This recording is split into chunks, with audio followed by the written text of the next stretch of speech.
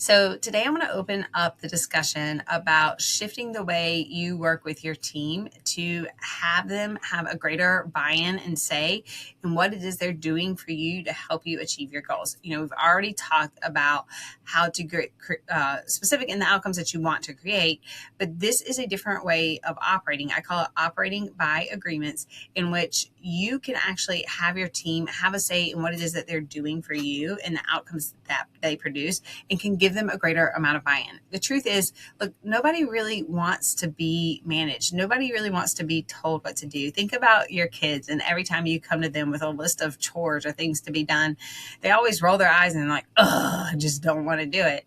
And your team's kind of the same way. Even if they're adults and they've matured a little bit, like they still have kind of that same reaction. And the fact that you're here means that you don't want to micromanage their every move. You don't want to have to check in. You don't have to see if they're doing what you asked them to do. You want greater flexibility than that. You want to give them the space to be able to do what it is that they want to do. Agreements are going to allow you to do that. This is why they are so important. And it just takes a minor shift in how you operate and in the key terminology that you use within your business to have you really create this in your way of operating within your company. And again, this can really transcend your business environment. This can really work with your family, with your key relationships in your life. My husband and I actually operate from a place of agreements, and we actually do this with our kids. And we just find that when we operate with them in this way, when we give them the chance to speak into the things that do and don't work for them, we find that the results are much easier to achieve. There's far less arguments in our house, as opposed to when we just tell them what to do or tell them they're doing something right or wrong and then have to go back and check, and we go through the same cycle you're going through in your business. But a lot of times when you're working in that corporate environment, this is not the way that people are taught to operate. And so today I just want to open up the possibility that this is something that you could introduce in your business that can give you a tremendous amount of freedom as you move forward. So normally what it looks like for a lot of first-time founders when they're transitioning from technician into that role of CEO, they're just like, hey, I need these things done. And then they hand it over. And we've already talked about the terminology or the words that you're using, the language that you're using in order to produce those tasks, and how you can better define them by defining the outcome that you're trying to achieve. Now we're going to talk about how to give your team a chance to speak into the things that do and don't work for them as a way of creating the possibility that this task will be completed. Now, this does not mean that you are giving in or not holding your team accountable to the outcomes that you need them to create.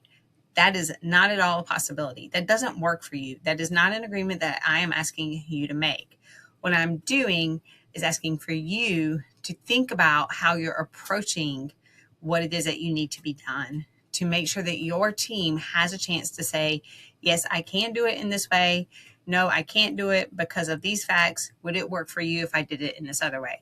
We're going to get into the technical aspects here in a later video, but I want you to understand I am not at all asking you to have any concessions around the outcomes and the results that you actually need to be achieved.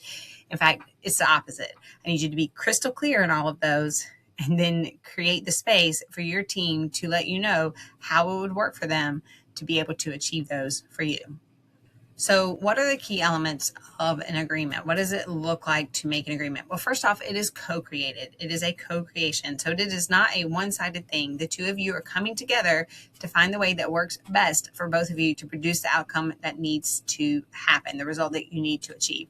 The second part is that it is made consciously and it is consented to on both sides. Again, we're making an agreement that this thing will happen. The third part is that there will be a visible element to it. So this is where your project management software, your task management system, they come into play. Those due dates are agreements. You have co-created the agreement that your team will have these things completed by these due dates. If those go past due, then you are out of alignment with that agreement that is being made, and your team or you needs to speak into that fact. So we need to start viewing those due dates. They're not flexible. Those are hard agreements that both you and your team have consented to. This is going to create a great shift in how you operate, because as your team becomes more and more comfortable with this, they're going to know, hey, I said I would have this done.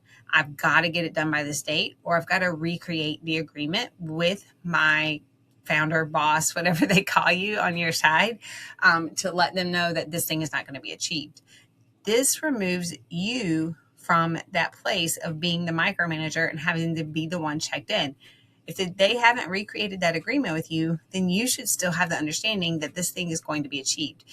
If that happens, or if they miss this on repeat, then that's a different conversation that gets opened up in your one-on-one specific around their actual performance, because agreements now becomes a part of their performance metrics and the things that you are actually talking about and measuring in your one-on-ones.